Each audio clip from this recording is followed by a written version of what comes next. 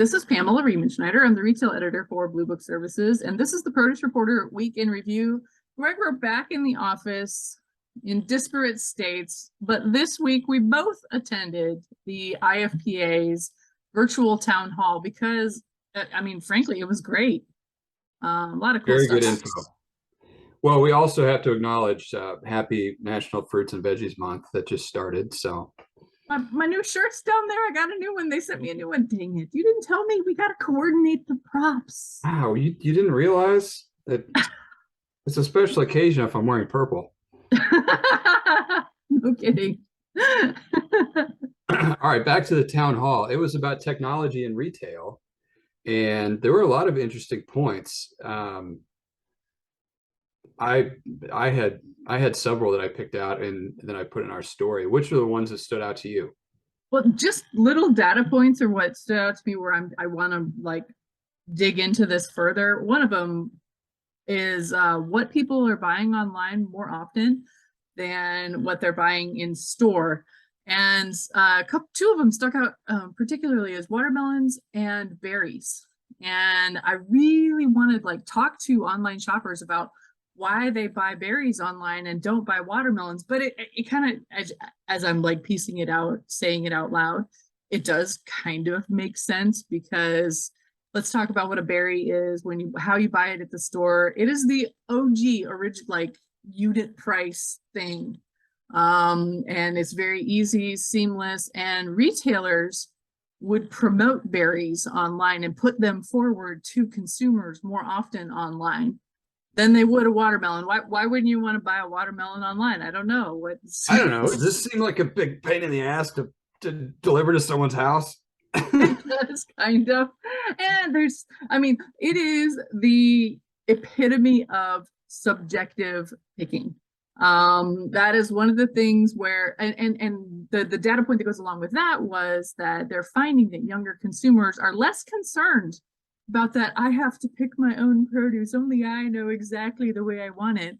And actually, like younger millennials and Gen Z consumers, oftentimes they don't know what they're picking. And so they just trust the picker to do it. And I have some friends who are pickers for HEB, for example, and I would trust them to pick anything for my cart.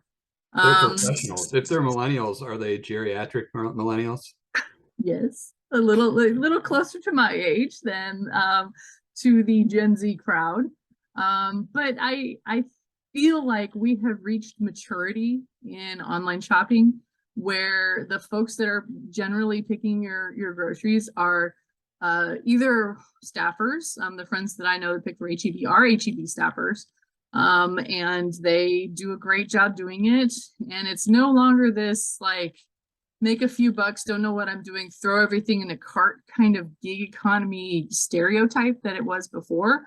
But even just like that, would you want to deal with the logistics of a watermelon versus buying a container of cut watermelon?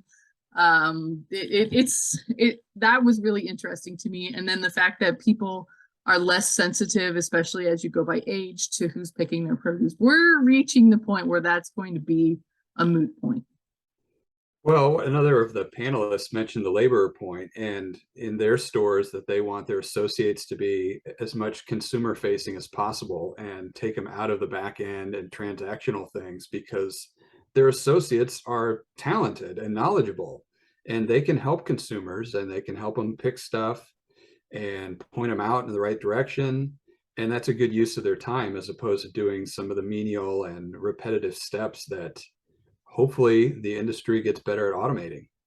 Right. We're seeing this across all parts of the food supply chain. We've talked about it with restaurants before. Would you rather go to McDonald's and beep, boop, boop, boop on the kiosk and get your Egg McMuffin and go sit down and wait for somebody to bring it to you? Or would you rather like try to explain it verbally to someone and then wait while they stand around and yell numbers? It is a much better experience to optimize the labor for food runners rather than order takers. We're definitely seeing that in food service and we're starting to see it in retail as well. Fascinating town hall. There was a whole lot of really interesting stuff. You wrote a story about it. I'm going to have some analysis about it, but if you are an IFPA member, I'm pretty sure you can rewatch it and it is definitely worth a rewatch. Yeah, well, you mentioned McDonald's, and had a big news item this week. There's a bill in California. It's AB 257. If you're not in California, that part doesn't matter.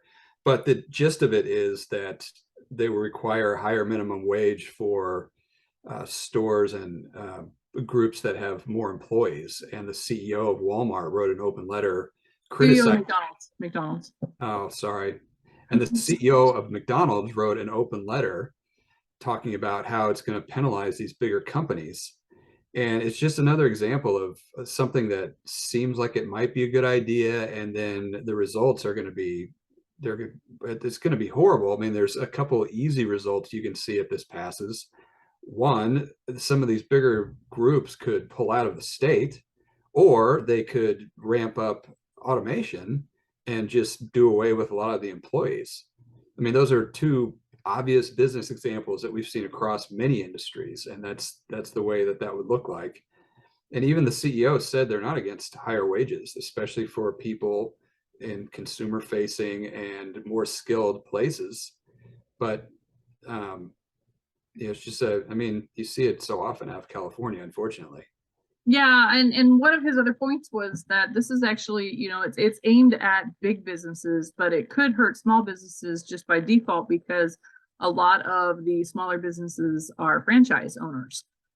So it's technically, Bob and Jim owning this McDonald's, and not McDonald's Corporation, Oak Brook, Illinois, not too far from our headquarters, by the way.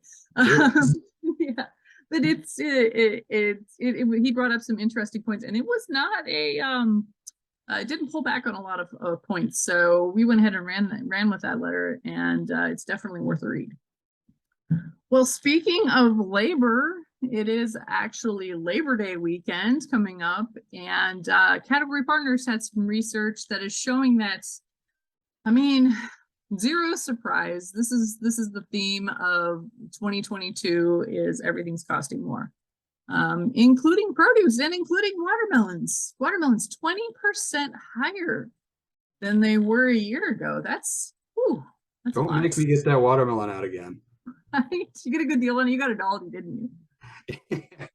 At a mere fraction of the cost of the watermelon across the street at the farmer's market. Your $14 watermelon. Well, that was 2 years ago. I bet it's not as cheap as $14 now.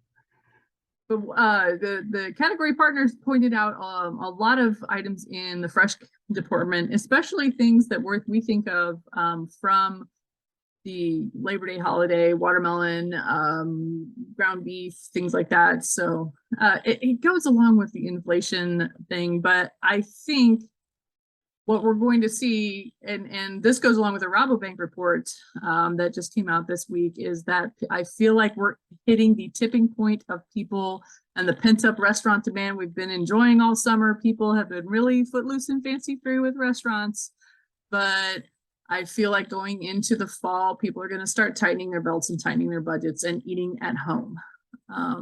And so if you aren't going, because that was another data point that I pulled out for my presentation in Mexico last week, was that it costs 3.4 times as much to eat at a restaurant as it does to eat at home. We even saw news a couple weeks ago about the gap narrowing between eating at home and eating out, because the prices were rising so much faster in retail, but it's closing a gap that is enormously wide. And so it's really not closing the gap much at all. It's still way cheaper to buy food at the grocery store and cook it and prepare it at home. Yeah, I mean, I've seen some TikTok videos lately, and one went viral last week of some gal who showed how much it costs for her to make her boyfriend a salad or a sandwich or something like that, and she bought all her ingredients, and it cost her way more than she could have bought it at Chipotle or whatever. But that was for buying all the ingredients, and most adults in the US have mayonnaise, and they have, the basics already in their house. So that kind of thing is for me an invalid point. My kids also, when you're dealing with buying for one, I could see how that does make sense a lot of times to buy restaurant or prepared food. But when you're buying for a family, or I mean basically 3 and up people, I mean it's incremental. And Hmm. so, I mean, it can be a sticker shock for sure when you have a family of four, for instance. I mean, your watermelon costs you what, $4.99 at the high end, maybe $3.99 if it came from Aldi. That will feed your entire family and probably some leftovers as a side dish. You couldn't get a cup of fruit as a side dish at a restaurant for $3 for the most part, depending on where you are. And it would be like a teeny tiny little, you know, school snack size 3 ounce cup.